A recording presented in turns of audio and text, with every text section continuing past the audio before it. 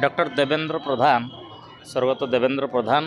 Bharatiya Janata party खाली नेता नथिले Bharatiya Janata party एक अनुष्ठान कहले अत्युक्ति हेब ना मुझे 1993 मसीह दल में योगदान कली से भारतीय जनता पार्टी साधारण संपादक होते राज्यर थे सभापति हेलापर पुनर्बार साधारण संपादक ये हूँ Bharatiya Janata party with difference परवर्ती अवस्था केंद्रीय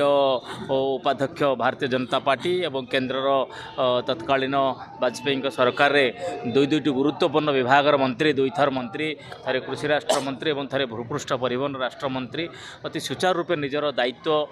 संपन्न करछंती पार्टीर दुई थर राज्य सभापति होई पार्टी संगठन को अति दुर्दिन समय पार्टीर सभापति दायित्व ग्रहण करी पार्टी आज जो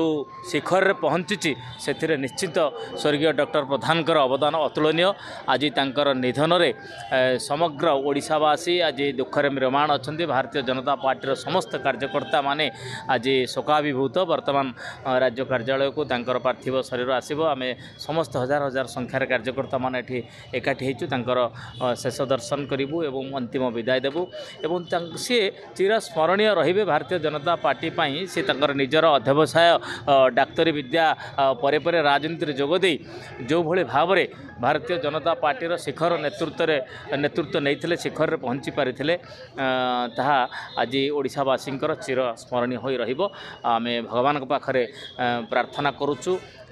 भली एक दुखद समय भगवान जगन्नाथ तांको परिवार को शक्ति दिंतु ये भली दुख को संभालिबा पाई एवं स्वर्गत आत्मांकर परमात्मा सहित विलीन हो यही आज दिन में आमर वार्ता।